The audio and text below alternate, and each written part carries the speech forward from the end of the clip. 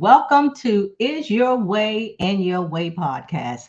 I am your host, Cassandra Crawley Mayo. And for my listeners out there, you are aware that this podcast are for my listeners who are ready to move forward in their lives, overcome obstacles, and also mitigate those self-imposed barriers that's preventing you from living your best life. And we explore topics that relate to your personal and business development and even self improvement. And today we are going to talk about a topic titled um, Your Limiting Beliefs. And I'm going to talk about, you're going to gain some practical tools and actionable advice to challenge you to rewrite the narrative, to empower you to break free from those self-imposed limitations and create a life that aligns with your true potential. Because limiting beliefs are so powerful and we all have them, right? So what I'd like to do is kind of talk about, for those who are maybe driving, um, or those who are just sitting down, and for those who are sitting down and have a moment, take a piece of paper and a pencil. And I'd like for you to write. And then for those who are driving, I want you to think about what are, identify some limiting beliefs. Identify your limiting beliefs. For example, is it that you have a belief that you're not confident, that you don't have the confidence, you can't do a project at work, and think about not only your work career, but even your personal life. What are some of your beliefs that you're having that's limiting you for being the person that you are ordained to be? It's like, I'm not good in math. And I'm not good in math, and I've said that many times, like that math is not my thing. However, I reframe that, and I'm going to talk about that. I'm not good at speaking. I don't like to speak. I am afraid of getting in front of a crowd, or I will not um, do this that's been on my mind because I think I'm too old, or either you think you're too young. Or, the other day I was in a store and I heard this parent telling this young child that he will never amount to anything, and he was just crying. And she was saying these words, and be careful, words are powerful. So we must be careful of the words that we are saying, even to ourselves and even to our children. And like I always said, that our childhood has a lot to do with who we are today, but yet there's something that we can do about it. We can change that narrative. So I just ask you to please write down what your beliefs that are hindering your progress. Do you say, I'm not worthy, or I'm not smart enough, or I don't look the part? So let's challenge those negative self talks. So let's overcome those self doubts and start cultivating self compassion. Now, this is interesting. I was reading the other day about negative talk, and I was kind of curious to how many thoughts do we have a day, right? So we have 50,000 to 79 thoughts a day, and 80% of those thoughts are negative. So why not challenge the validity of those thoughts you have? Who told you you were too old? Who told you you were too young? Who told you you just know that I'm not good in math? Well, why can't we kind of reframe that and say, you know what, I may not be good, but I know someone that is, and that person can help me out. Don't let your wants and your shouldn'ts and I can't deter you from moving forward in your life, because you can do anything that you put your mind on. But yet, remember, when you have these beliefs that's limiting, it just prevents you from moving forward. So I think 80% of negative self-talk is huge. So let's replace it with some empowering, what I call affirmations, like I will speak, or I will do this. I am not too old. I can do all things through Christ that strengthens me. Speak those, use those affirmatives. I am well equipped to do this. If this came through my mind and this is something that I want to do, then I know within me I have what it takes to do that. So use those affirmations, look up affirmations, repeat those affirmations. You can even journal. You can journal your affirmations, or even, like I said, journal your self-doubt, your limiting beliefs, and then beside that, switch it, reframe it, and say, I can and I will accomplish this. I will do a great job at work. I will do this project that was given to me. I know that I will be successful. I am successful. And define what success means to you. So continue to do that and start shifting. Another actionable step is start shifting your perspective. Like, change the lens to what you're viewing as, or what you view your experiences as. Like I said, not only do you use present tense instead of saying I will be confident, successful, say I am confident and successful. And I like to talk about a couple of personal stories of individuals that have shifted their perspective in spite of their adversities in their lives. There was a gentleman by the name of Nick Vujicic. I'm going to spell his last name in the event you like to look him up. It's V as in victory, U as in umbrella, J as in Jack, I C as in Cassandra. This man, I used to watch him. He was born with no legs and no arms. And boy, despite his adversities, he changed his mindset. He started focusing on his abilities, not his disabilities.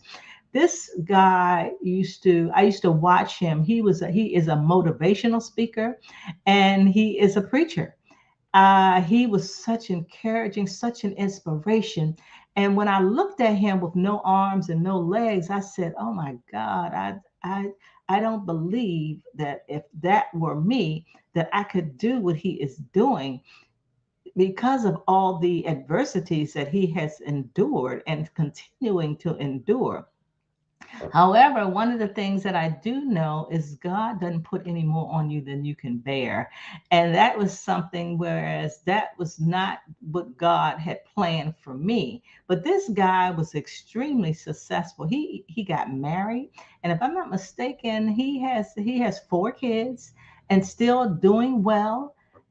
So that's one way of just changing your perspective. In spite of what he has gone through, he's like, you know what? I have a gift and I'm going to use it. I can either get busy living or get busy dying. And he made a decision that he was going to get busy living. Now, there's another woman by the name of Malala. I've spoken about Malala a couple times on my previous podcast. Her last name is Yousafzai, Yousafz, as in zebra, AI. Now, she had a life-threatening adversity. She was shot by the Taliban's in her head because they wanted to stop her from being an activist for education. And she did not die. She continues to be an activist for education for women. And in 2014, she even received the Nobel Peace Prize laureate. So that was definitely something that she overcame, or maybe I wouldn't say overcame. She just changed her perspective. She just looked and says, hey, this is something that's in my heart. This is what I'd like to do. So she took that bad thing and made it into a good thing. And then there's one more person I want to talk about. Her name is Bethany Hamilton. Now, Bethany, I think she was about 12 or 13 years old. She lost her left arm due to a shark attack. And do you know, based on that, she loves surfing, right? And after she lost that arm and she started getting better, She is now continues to be a professional surfer. She's also married and she has three children. So what I'd like for us to do now is let's talk about creating an empowering story. Let's craft a new narrative that aligns with your goals and your aspirations. Like remember that journal I talked about? Why don't we look at um, think of some of the challenges and how you bounce back from some of those setbacks. Um, like repeat and reinforce. For example, when you talk about those limiting beliefs, use affirmations to reframe it. Think about, see yourself through a different set of lenses as those people in the story that I shared with you. Also, I'd like for you to think about what are your strengths. Go back. I'll say, why don't we, let's say, go back 6 months, just 6 months. And I like you to write down what your strengths are. What were they? What were your accomplishments? What were some of the things you did? Did you graduate? Maybe from college, from high school? Did you turn a paper in and you received an A? Did you get a promotion? Did you get a new job? I mean, there are so many things that I am certain that you have accomplished. And I want you to write that down because I think those are things you can go back to and revisit and just kind of look at things you have done. We're so busy thinking about what we haven't done. We're so focused on the negative. Let's focus on the positive, the accomplishments, and write those down. And as you do that, journal, change your story that I am going to be able to do what I've set out to do. I do have a dream, and this is what my dream is. I am going to change my job. I'm going to do something that I believe that's more suited for me. Just write down your story, write down who you are, write down your strengths. When you look at your strengths, you can also look at the values that you have and coordinate those strengths with your values. Also, surround yourself with support. Build a network of positivity and encouragement. Do not hang around with pessimists. Sometimes we have to leave who we surround ourselves with. Like I said, association brings about assimilation, but association can also bring about your destination. So, depending on where you're destined to be, um, that's kind of what you want to associate yourself with. It's kind of like, if there was a saying that if you show me your friends, I'll show you your future. I don't know if any of you heard that, but somebody used to always say that to me. If you show me your friends, I'll show you your future. So I want you to craft your new narrative that aligns with your goals and aspirations. Write it down. Write down your narrative. Write down what it is that you want to do. Maybe you want to be a podcaster. I don't know. And perhaps you're thinking, I don't know what to say. I don't think anybody will be interested. Say, I do know what to say. And somebody will be interested in hearing me. And if that comes to your mind of something you want to do, but yet you talk yourself out of it, it's time for you to talk yourself back into it. And remember to make sure that your story is not defined by your past or your limitations. It's time for you to rewrite your narrative and create a future filled with possibilities limitless possibilities. So, the couple of things I talked about. We want to identify what your limiting beliefs are, write those down, and remember how many thoughts we have in a day 70,000. What, 50,000 to 79,000 thoughts a day, and 80% of those are negative. So start challenging that validity of the thoughts that you're having. If you're having a bad thought, you think about, well, who said that? Okay, so reframe it and use affirmations to get through that. Now, this is not just, you probably heard this before, but there is so much power in your words and in your thoughts. So, what a man thinketh is what he is. So, whenever you start thinking, then you know what it is that you have to do. Let's make it and let's reframe it. Change your perspective. Think about that Nick Vujicic that I talked about that was born with no arms and no legs.